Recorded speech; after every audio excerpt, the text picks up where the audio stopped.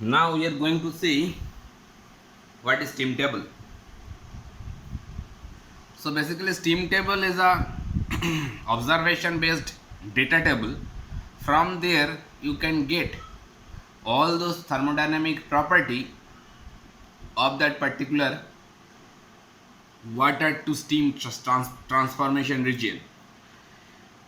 Okay, so this table helps us to find all those thermodynamic property at different pressure and also at different temperature.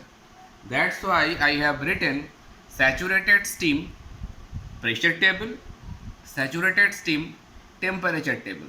What is saturated steam? I think it is very clear to you. Okay, so pressure table means this one, the red color table I have explained, that one is a pressure table and this one is a temperature table. It's a structure of the table. I have tried to express how the structure of the table look like. If the table is pressure table, then obviously with base some pressure value you can get rest of the thermodynamic property. Like obviously at normal atmospheric pressure or less than atmospheric pressure or more than atmospheric pressure, if you change the value of pressure, then gradually obviously rest of the thermodynamic property will change. And what are the properties you can get from there? Suppose the first column will represent the pressure value. Suppose I am taking 0.01, 0.02, 0.03, like this. They are in bar unit. One steam table you can gather that where that pressure value will be given in the MPa scale or MPa unit, megapascal unit. It can be available, but most of the steam table available in bar unit. Now with respect to the pressure value, you can get temperature. Okay, all these are saturation temperature, mind it. Then coming to the specific volume, you can see on the steam table, one will be expressed by small vf, that is specific volume at liquid state, and small vg, that is the specific volume at gaseous state. So Vg minus Vf will give you the value of Vfg. Mind it, I have told several times that Vfg is nothing but Vg minus Vf. Similarly, Hfg is nothing but Ag minus Hf. Similarly, Sfg is nothing but Sg minus Sf. In steam table, HFG, VFG or SFG may not be given. Most of the table they are not given. So during the solving of numericals, you may need all these things. That point of time you have to collect Vg and Vf, or rather say Ag, Hf or Sg, Sf from steam table, and thus subtract them. You can get this VFG, HFG or SFG. Understood? So for a constant pressure, you can get some temperature value, saturation temperature, specific volume VFG, VFVG, then the specific enthalpy value HFHG, and the specific entropy value SFSG. All these values you can get at different pressure level. Understood? So that is a saturated steam pressure table. Now coming to saturation steam temperature table, that is very same. Just with respect to the temperature column, you have to get all those thermodynamic properties. Like temperature, it is given it is 0 degree, 1 degree, 2 degree, 3 degree, lots of values will be there. Okay, 0, 1, 2, 3, and you can get with respect to these temperature values rest of those thermodynamic property. Saturation pressure, then specific volume, then specific enthalpy, then specific entropy. One table will give you with respect to pressure rest of the thermodynamic property. Second one will give you with respect to temperature rest of the values. So according to your need, you can collect any of those values. Suppose in your problem standard pressure is given for your numericals, and you have to find all those properties other properties with respect to that pressure value, then you have to go for this table. And if in your problem the temperature is given and with respect to temperature rest of the properties should be find out, then you should go for this table. Okay, so it is clear now what is saturation steam pressure table and what is saturation steam temperature table. And one also third table is also given for the steam, that is known as superheated steam table. Superheated steam table. Superheated steam table obviously will come after these two. Okay, so if you have a steam table or if you collect a steam table soft copy from web source, you can see these three tables.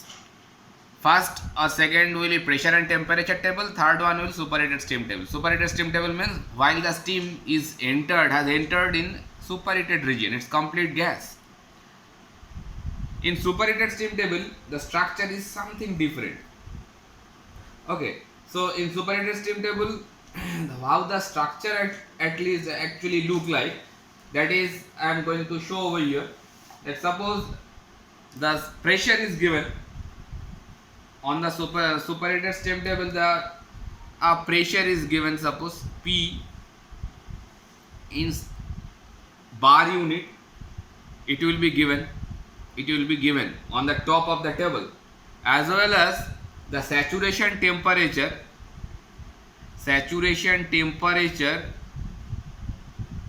it is also given in degree centigrade. So according to these two values, rest of the properties are given at the bottom part, like T saturation, then temperature will be, suppose it will be increasing, it may be 100, 100, 2, 103, like this temperature is given.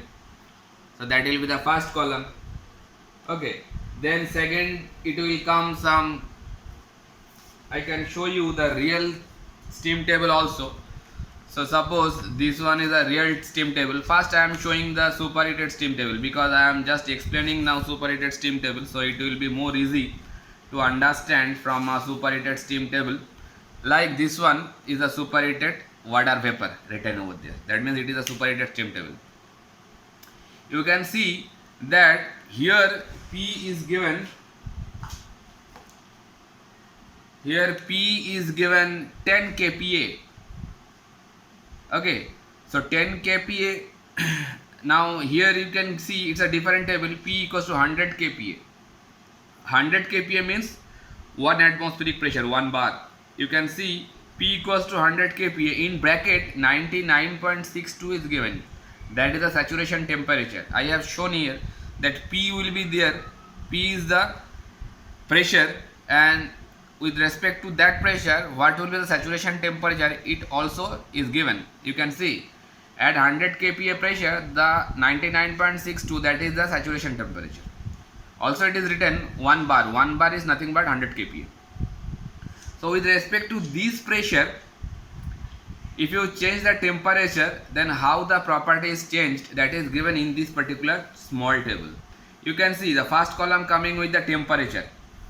First one written saturation, that means saturation means 99.62. So 99.62 degrees centigrade temperature, corresponding to that you are having specific volume.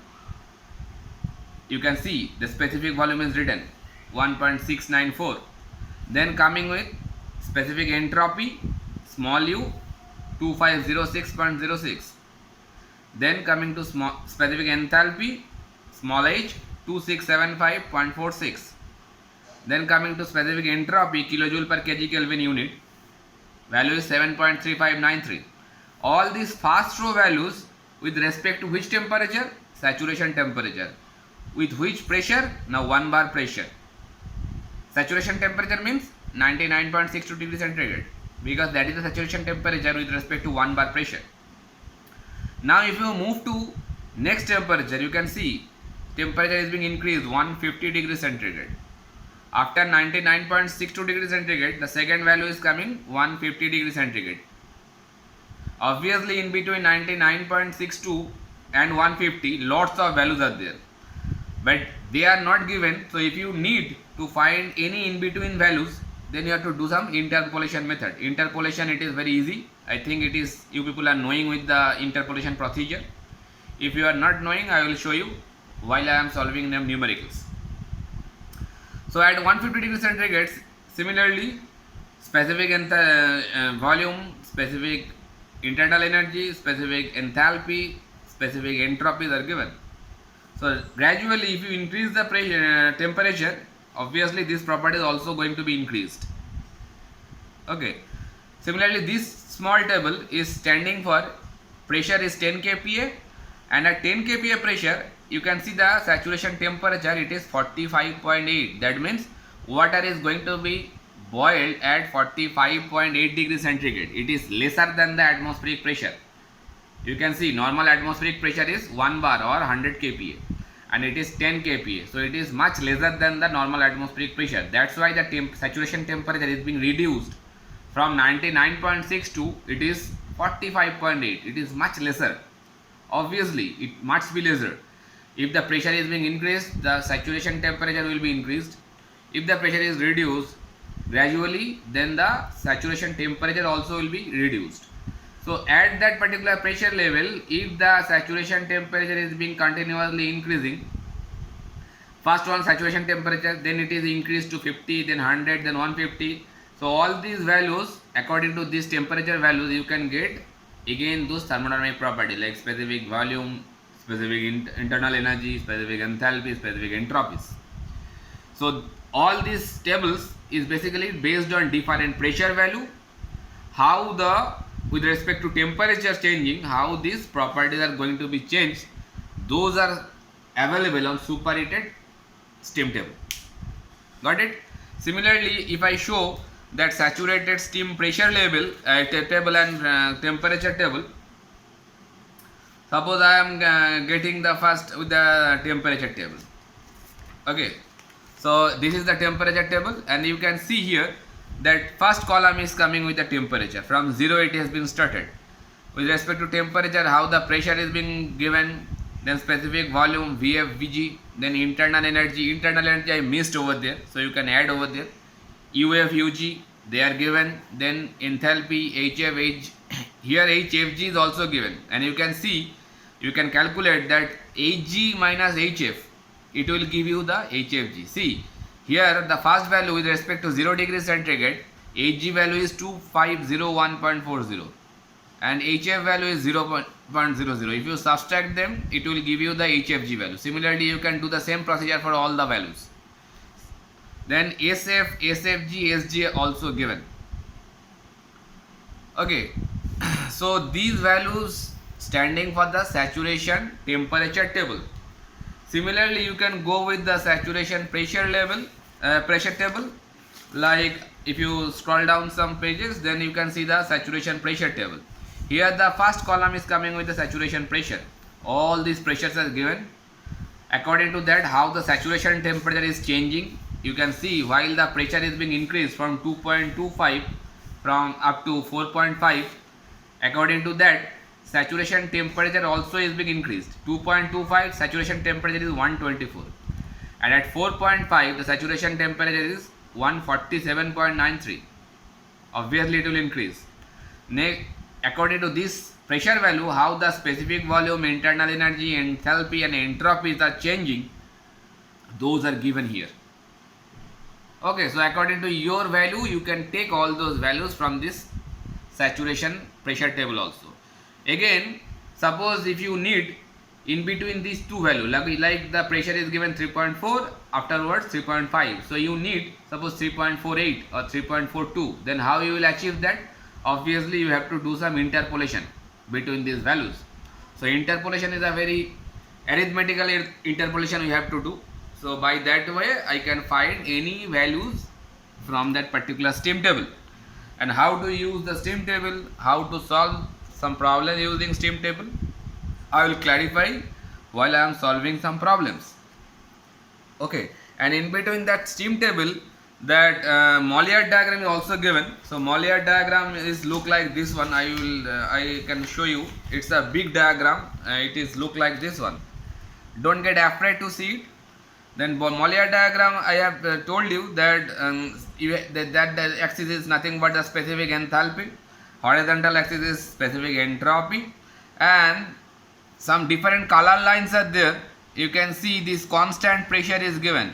Constant pressure means these black colored, they are not black actually, purple colored line rising upwards, they are different constant pressure lines. Which line is representing which thermodynamic property, they are written properly. Now these lines, yellow colored line, they are constant temperature lines, and temperature values also written over the lines. Similarly, constant specific volume lines is blue colored dotted line written over this constant specific volume line, and what is the value of specific volume, they are also written on that particular line. Now this thick colored orange line, that is saturation line. Saturation line means you know that that is the dry saturation line. In between this particular zone, that is the phase transformation is occurring. Above that, that is the complete vapor, that is superheated vapor. So saturation line, in between that some orange colored line like this, they are the x values, that is the dryness fraction lines. You can see x is 0.7, x is 0.65, and up to here x is 0.95, because they are moving to the saturation line. Obviously on this saturation line the dryness fraction will be 1. Okay, so constant dryness fraction, it is written over there, constant pressure line, constant temperature line, constant specific volume line, these axis is enthalpy, these axis is entropy. So you can see on that particular Mollier chart some attributes are given, like white colored region, that is wet steam region, that pink colored region is superheated steam region, this region I told you, that is the superheated steam region. And constant dryness fraction lines, this orange colored line, the color code is being mentioned over there, whatever I have told they are written properly over here. So that particular Mollier diagram helps us to find any of these 6 properties from the available data. Just put all those values, suppose some enthalpy values and some pressure values are available to you. So obviously according to the available enthalpy value and the pressure value, put those values on this particular diagram. Some scales are given, you can see enthalpy scales are given, which pressure line is representing which pressure, they also all are given over here. So you have to put all those values on this diagram, and from there if you put some projection line, horizontal projection or vertical projection, there from there you can get rest of the thermodynamic property. How it can be done, I will show during the solving of any problem. Okay, so that is whole regarding the steam table as well as for the Mollier diagram. That kind of same like steam table, you can also get some refrigerant table, that is a refrigerant table. In refrigerant table also, like the steam, how the property of refrigerant is going to be changed, they are also given. That is the temperature table for any kind of particular refrigerant. The refrigerant name is given. You know the refrigerant is nothing but the fluid which is used to refrigerate your any substance, like in your refrigerator, in your air conditioner, some refrigerant is filled inside. Okay, so how the refrigerant property is going to be changed with respect to pressure change or temperature change, also they can be find out using this kind of refrigerant table. Okay, so that table is basically important while you are going to study refrigeration and air conditioning subject. Okay, so with the help of that particular table, just like a steam table, you can also find different thermodynamic property with respect to temperature as well as with respect to pressure. Understood? In this particular subject, thermodynamics, we are going to concentrate on steam table particularly, because we are going to deal with the phase change from water only. Okay, so that is whole about these tables. Now next part we are going to solve some numerical using these tables.